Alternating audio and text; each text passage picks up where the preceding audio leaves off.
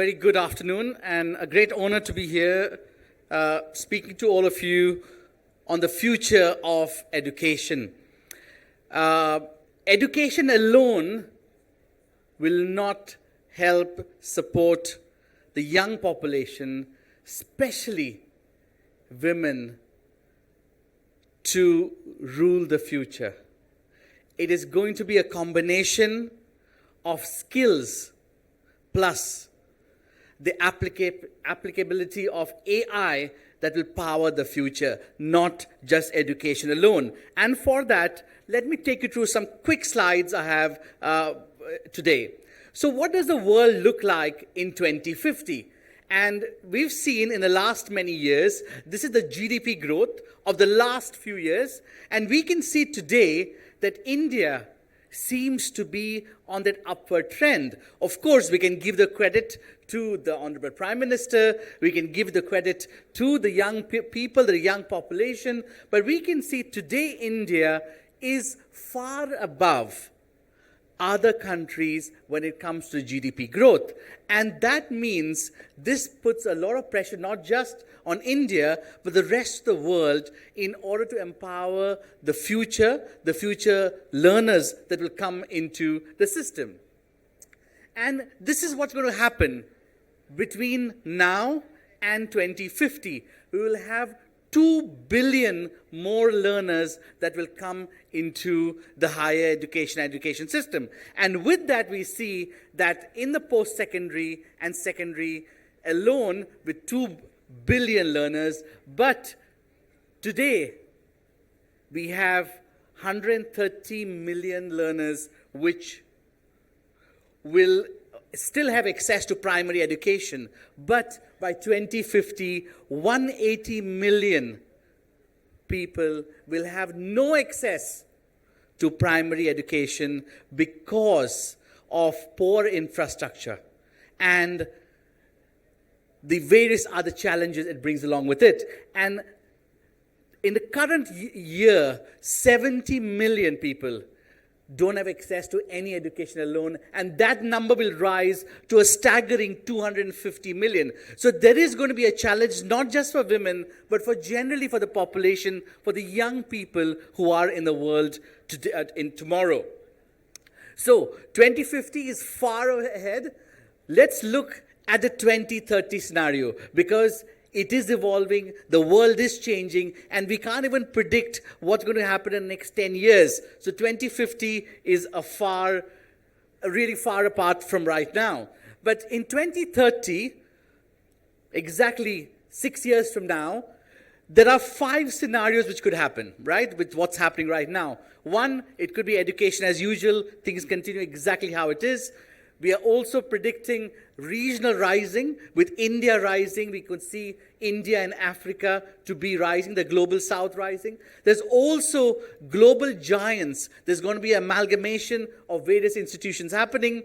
Also, peer-to-peer learning might also increase in the next 6 years. And at the same time, there's going to be an AI revolution as well. So it is definitely with how, and I'm going to show you some data points on how AI is revolutionizing the learning outcomes. And this is Education 2030 in 5 different scenarios. But all of you here who are from IP University or various universities are here for a degree program, right? But what's going to happen? We've seen the bachelor's degree over the last many years rising. But we can see the red line there. The non-degree programs today are overtaking, almost going on par with the degree and bachelor degree programs. So skills-based learning is going to be one of the game changers for the future. And we can see that the non-degree programs are estimated to touch the degree programs in the future. Now, this is information QS has collected. QS does, of course, rankings, but we also collect a lot of data and analyze situations for the future. So for the young people here today, if you want to, of course, be in the market for the best jobs, skills along with your current degree would be something you should be looking at. What's also happening at the moment in the US is the bachelor's degree premium. Okay, everybody in India said we should graduate, we'll get better salaries. That's why a lot of people are graduating, right? But that already in the US now, the premium for a bachelor's degree is actually decreasing. And we can see further that employers rather are looking for skills rather than the degree. And this change is going to come towards other parts of the world. So skills are becoming a very, very important part of the future of education. And this is actually showing you the income.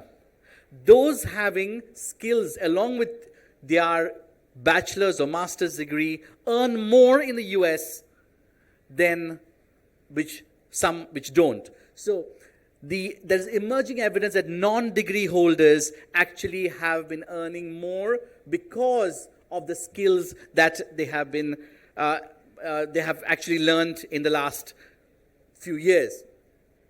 And that is evidence through the various micro-credentials being offered by various providers into various fields.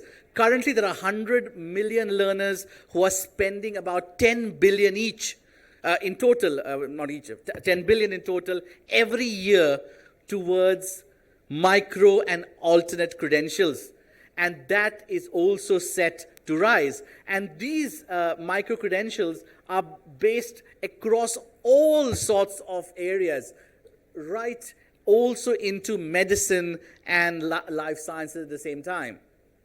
So, while we see the future, we might not be able to predict what's going to happen in 2050, but definitely there's going to be a burgeoning population. There's going to be lack of access to education at primary level.